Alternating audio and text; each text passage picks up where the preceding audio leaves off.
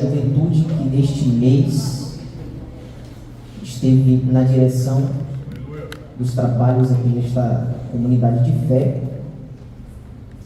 Louvar a Deus por todos os obreiros desta casa, que sempre nos recebem muito bem. Pastora Adriana Mello, pastor Crispim, as missionárias, nosso irmão Júnior, os pastores e copastores da juventude nesse mês, todos os diáconos também, que servem nesta casa, que contribuem para o crescimento desta obra, todos os líderes de departamento e toda a igreja do Senhor que aqui se reúne.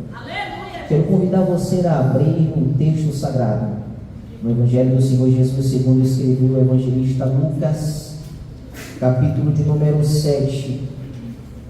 Evangelho do Senhor Jesus, segundo escreveu o evangelista Lucas, capítulo de número 7. É muito bom falar sobre Jesus. Então, logo eu entendo que eu não vim falar de mim mesmo. Eu não vim falar sobre mim. Eu não vim falar sobre os homens. Eu não vim falar sobre os líderes terrenos. Eu vim falar sobre o dono da igreja. Eu vim falar sobre aquele que lançou o fundamento da nossa existência. Eu vim falar sobre aquele que abriu os braços como recebimento a todo pecador arrependido no Calvário. Eu vim falar sobre aquele que cura os enfermos. Eu vim falar sobre aquele que ressuscita mortos. Eu vim falar sobre aquele que faz milagres. Eu vim falar sobre aquele que o impossível não existe no seu vocabulário. Eu vim falar sobre aquele que não é controlado, mas controla. Eu vim falar sobre aquele que está acima e nunca abaixo. Não existe outro trono acima dele. O trono dele nunca estará desocupado, porque ele é soberano. Eu vim falar de Jesus. Evangelho de Lucas, capítulo 7, versículo de número 11 ao versículo de número 17. É um texto bastante conhecido, mas existem alguns detalhes neste texto que vai servir de aprendizado propositivo para nós aqui esta noite. Está escrito assim, minha versão é a NVI, Nova Versão Internacional.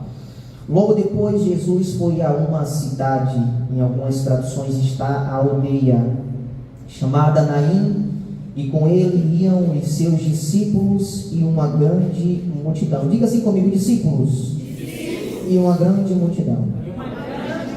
Ao se aproximar da porta da cidade, estava saindo ou entrando? Saindo o enterro do filho único de uma viúva. Diga comigo, viúva. Diga filho único. Aquela mulher não tinha outro filho. Além de não ter outro filho, era viúva.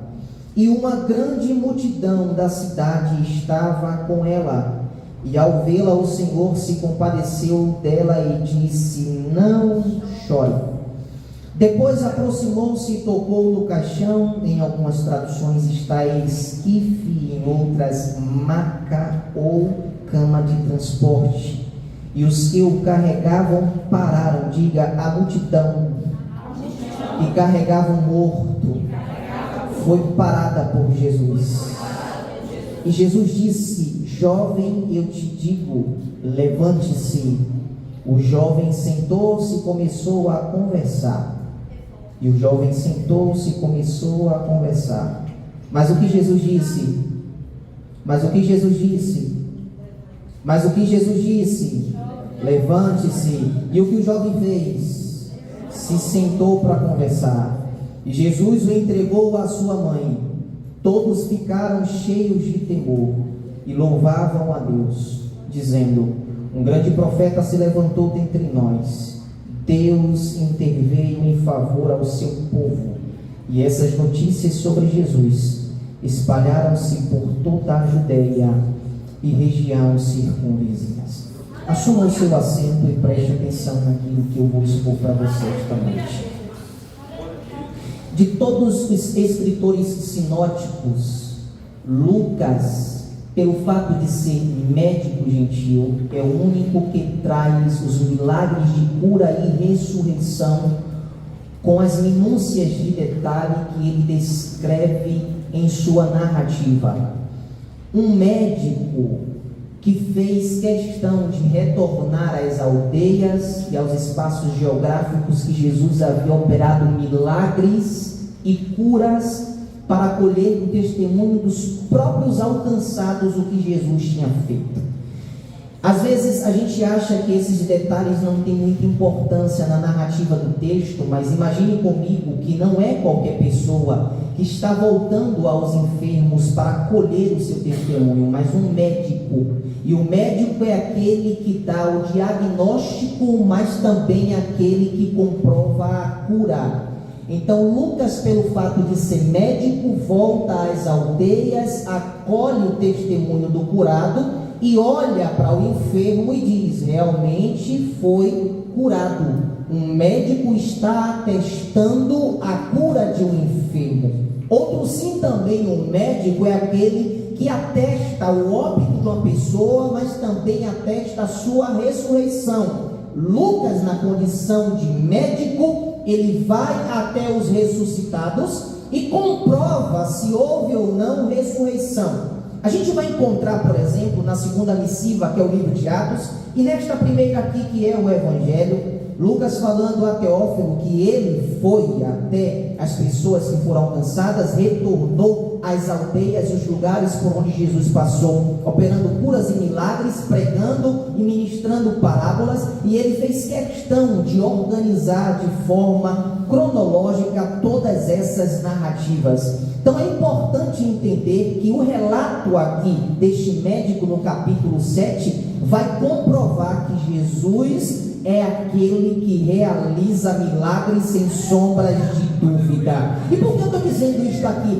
Porque tem pessoas que se dizem crente, mas não acreditam em milagre. Tem pessoas que se dizem crente, mas não acreditam que Jesus cura. Tem pessoas que se dizem crente, mas não acreditam que Jesus pode fazer até ressurreição. É coisa impossível para os médicos. Mas eu vim dizer para você esta noite que, crendo você ou não crendo, Ele ainda continua operando. Ele precisa ser a evidência dentro de um culto, irmão. A centralidade do culto está em Cristo. Ninguém se reuniu aqui para a sua própria glória. E a palavra de decreto para nós esta noite é que os tronos dos homens venham à ruína, para que a supremacia do trono de Deus tome a centralidade de todas as coisas. Jesus é a centralidade da palavra. É a este que Lucas está evidenciando que não é farsa o que ele faz, que não é mentira o que ele faz, que não é engano o que ele faz, que não é teatro o que ele faz, que não é inventado o que ele faz, que não é criado o que ele faz, que não é fruto da imaginação de quem está escrevendo, mas alguém está dizendo: ele passou aqui e fez, ele passou aqui e gerou, ele passou aqui e operou o milagre. Esse texto do capítulo 7, Jesus sai de Cafarnaum e vai para uma aldeia chamada Naim. Existem 3 cidades neste cenário geográfico aqui que são importantes: Nazaré, a 30 quilômetros de Naim, e Cafarnaum, a 10 quilômetros desta aldeia. Nazaré foi o berço da infância de Jesus. Nasceu em Belém e criou-se em Nazaré. Mas Cafarnaum é o berço do seu ministério. É aqui onde está a casa que Jesus se alojava. Tem alguns escritores, tem alguns pregadores que dizem que essa casa é de Jesus, mas foi comprovado pela arqueologia que esta casa na verdade era de Simão Pedro. Ele apenas se hospedava ali como base para o seu ministério. E por que esta cidade é a cidade do ministério de Jesus? Porque foi a cidade que Jesus mais operou milagre. Foi em Cafarnaum. Ele sai de Cafarnaum, já tinha operado milagre ali, e no mesmo dia Jesus está indo para Naim para operar milagre. Aleluia. Ele entra em Cafarnaum, opera milagre. Ele sai de Cafarnaum para operar milagre. E ele saindo de Cafarnaum, ele vai até a aldeia chamada Naim. Quando ele está entrando na cidade, Existe um cortejo fúnebre saindo da cidade. Jesus entra na cidade e o cortejo está saindo. O texto diz que quando ele chegou na porta, ele parou aquele cortejo. Eu já disse para vocês aqui inúmeras vezes que eu sou pregador dos detalhes do texto. O texto mostra para a gente duas multidões. Uma multidão está com Jesus, a outra multidão está com a viúva. O texto mostra para a gente dois filhos únicos, unigênitos. Um está morto com a viúva e o outro é chamado o Verbo da vida, o caminho, a verdade e a vida, a ressurreição e a vida. O texto está mostrando para a gente o encontro da morte com a vida. O texto está mostrando para a gente o encontro dos homens com Deus encarnado. Este aqui é o texto dos encontros. E o Filho de Deus, em todo o seu poder, vai colocar de pé o filho de uma mulher, em toda a sua fraqueza e limitação. A morte é o limite para todos. É na morte aonde o rico vai ser igualado ao pobre. É na morte aonde aquele que tem vai se igualar ao que não tem. É na morte aonde o famoso vai se igualar ao anônimo. Mas é na morte que Deus vai criar um povo para milagres.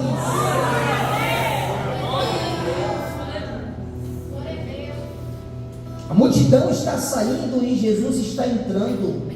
Só que observe comigo que o texto vai dizer e vai diferenciar. Jesus está com uma grande multidão e está com seus discípulos. O que significa, pastor?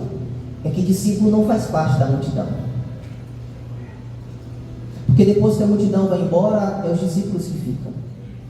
Depois que a multidão esvazia o templo, é os discípulos que ficam. Os discípulos provam a sua fidelidade porque eles não pedem milagre para Jesus. Não tem um discípulo que pediu um milagre para Jesus, porque os discípulos não estão interessados em receber milagre. Os discípulos, pastor Crispim, só pedem duas coisas para Jesus. Duas. Apenas duas. Primeiro, mestre, ensina-nos a orar.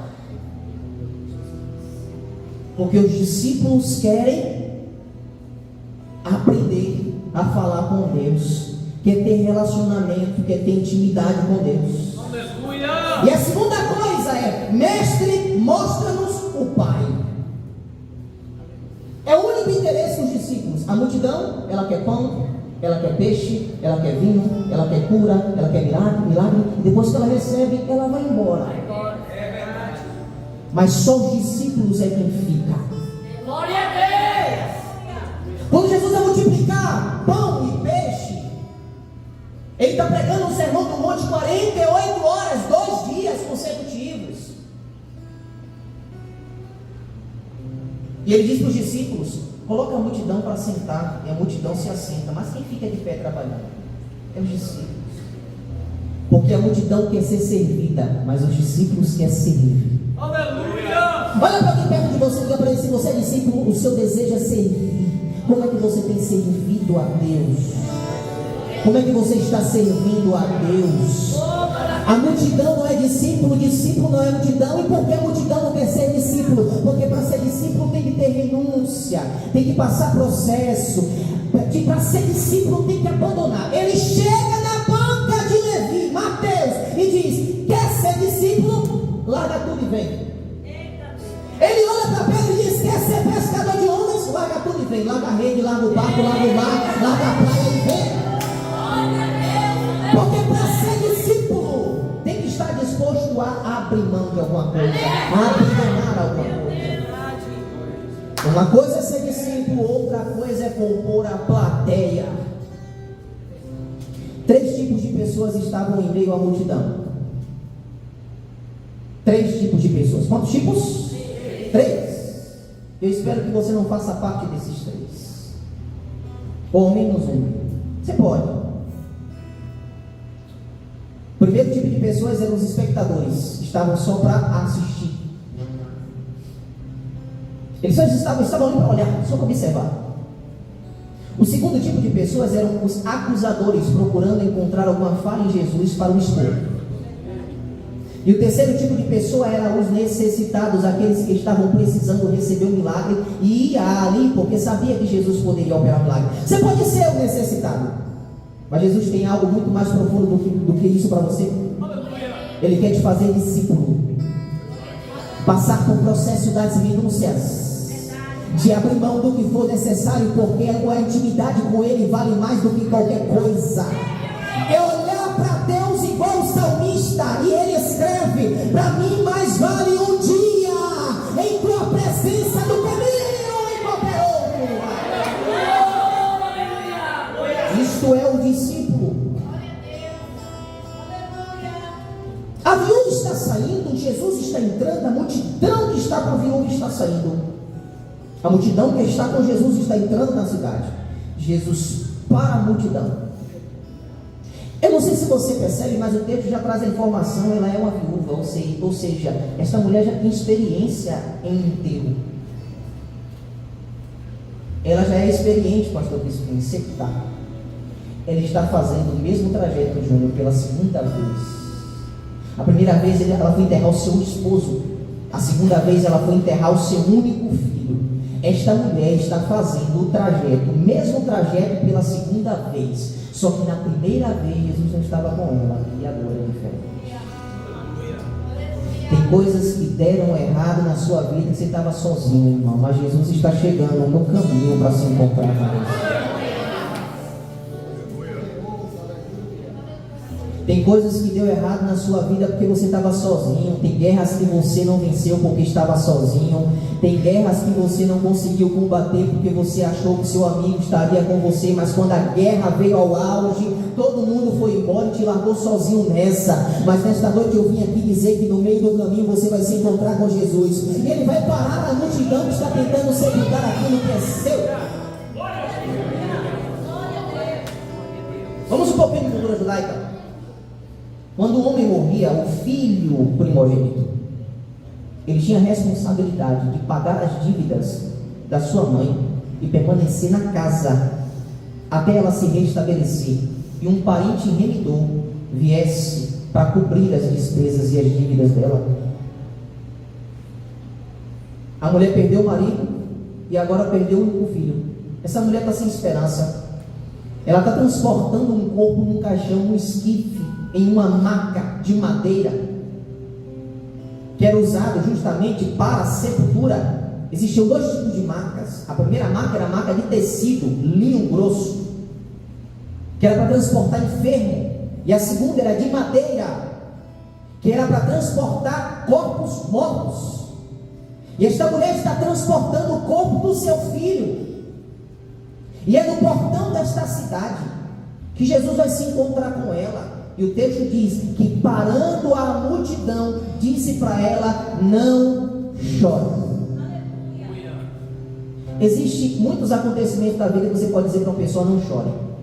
Tristeza, dor, angústia, decepção, fraqueza, queda, algo ruim que aconteceu. Mas o único acontecimento na vida que você não pode dizer para uma pessoa: não chore, é a morte de alguém. Você quer receber o que eu tenho para te dizer aqui? Por que é que Jesus disse para aquela mulher: não chores? Sendo que ela está pela segunda vez fazendo o mesmo trajeto, agora vai enterrar o único filho que ela não tem. É simples, irmãos. Tem coisas que Jesus fala com a gente que a gente não entende o que Ele está falando, mas Ele sabe o que está dizendo. Se Ele está dizendo para essa mulher: não chores, é porque Ele sabe que essa mulher não vai sepultar esse menino. Tem coisas que Deus está falando para você que você está se perguntando: mas por que Deus está falando? Não importa, apenas obedeça o que Ele está falando. Ele sabe o que está dizendo. Se Jesus está dizendo para ela: não chore, é porque Ele sabe que vai ressuscitar o menino. Então fica na tua, apenas obedece o que Deus está mandando você fazer. Se é para não chorar, não chora.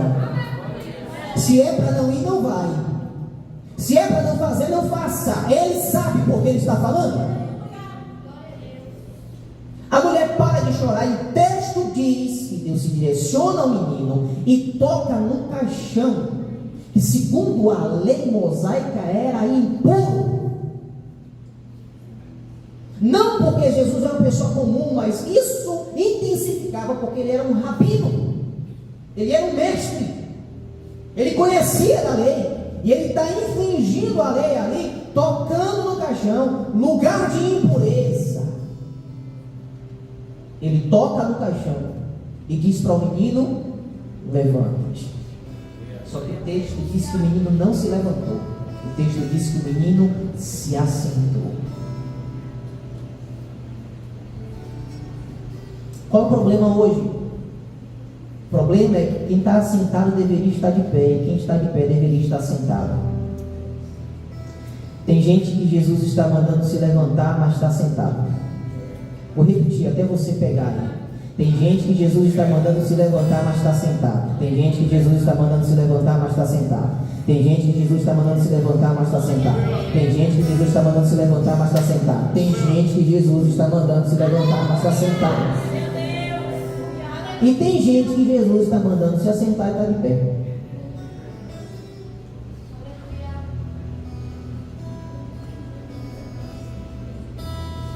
O menino se assentou no esquife, e as duas multidões agora se reuniram. Uma multidão já veio de Cafarnaum adorando, a outra multidão está vindo chorando. A multidão que está saindo de Cafarnaum está alegre, mas a multidão que está saindo de Naim está triste. A multidão que vem em Cafarnaum viu o milagre acontecer, mas a multidão que está saindo de Naim viu o menino morrer. Mas essas duas multidões agora estão contemplando a ressurreição de um jovem morto, e não podem ficar calados. E o texto diz: e louvavam a Deus com temor, e louvavam ao Senhor pelo que aconteceu. Irmãos, uma igreja que vive milagre não pode se contentar em estar calada, mas a sua boca tem que estar sobrecarregada de louvor, porque a igreja que contempla milagre.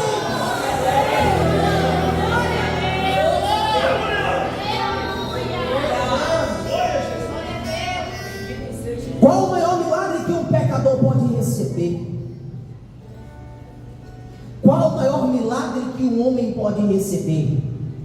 Qual é o maior milagre que pode alcançar o perdido?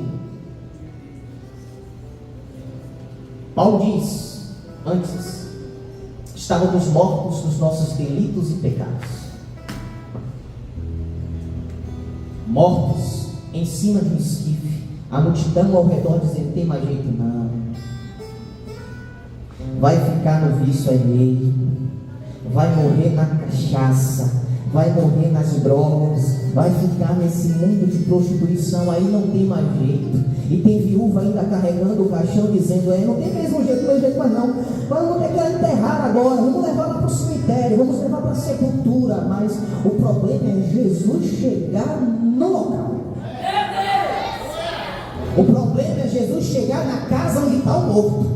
O problema é Jesus chegar aonde o morto foi depositado, irmãos. E aonde Jesus chega, morto não fica deitado. Aonde Jesus chega, o morto não fica no esquife. Aonde Jesus chega, o morto tem que se levantar. Eu não sei que defunto você trouxe para esse culto. Já termino agora a minha oportunidade. Eu não sei que defunto foi que você trouxe para este culto. Eu não sei que sonho morto você trouxe para este culto. Eu não sei que projeto morto você trouxe para este culto. Eu não sei que casamento morto você trouxe para este culto. Eu não sei que família morta você trouxe para este culto. Eu não sei se espiritualmente você está morto e veio para este culto. Mas nesta noite eu vim aqui dizer para você: Jesus está chegando em Naim, e Ele vai parar a multidão da sepultura.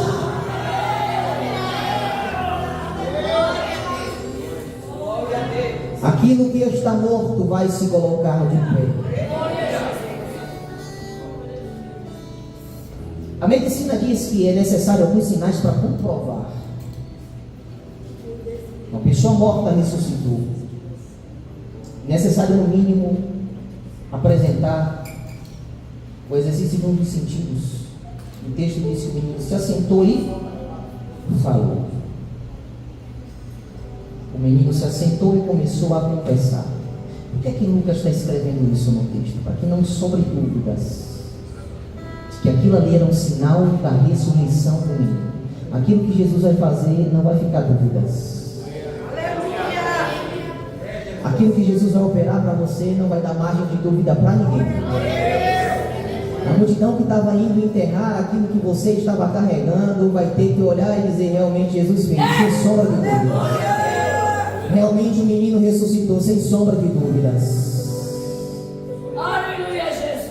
Glória a Deus. E eu entrego o microfone agora. O texto diz que a fama de Jesus percorria por todas as cidades circunvizinhas. A fama de quem? Jesus. Irmão, Jesus não faz milagre para a fama ser nossa.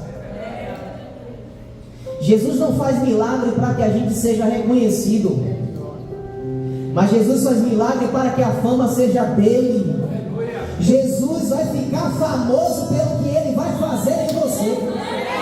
Ele não vai fazer em você para você ficar famoso, mas ele vai fazer em você para que ele fique famoso. Todos vão reconhecer quem ele é pelo que ele fez em você. A fama dele percorria todas as cidades circunvizinhas. E o nome de Jesus vai ficar falado só pelo que vai acontecer na sua vida. Você não vai sair dessa cidade. Você não vai sair dessa cidade. Você não vai cruzar os portões. As portas da cidade era onde os juízes julgavam uma causa. Levítico vai dizer: quem tiver alguma causa, vá à porta da cidade, apresente a causa e ela será resolvida. A viúva vai ir para o portão da cidade apresentar a sentença de morte do seu filho. E quem é que chega? O juiz dos juízes, decretando a sentença de vida. Aquilo que estava morto está vivo. Aquilo que era tristeza agora é alegria. Aquilo que estava deitado está de pé. Aquilo que não tinha esperança agora tem. Aquilo que era para ser sepultado agora vive. Ele pegou o menino nos braços e entregou no braço da mãe, porque aquela mulher era a única interessada em ter o menino vivo. Era a única que queria o menino vivo. E Jesus está dando para ela de volta aquilo que a morte tomou. Esse texto fala de restituição. Entregar de volta aquilo que foi tirado. Você está aí, irmão? Você está aí? Diga glória a Deus.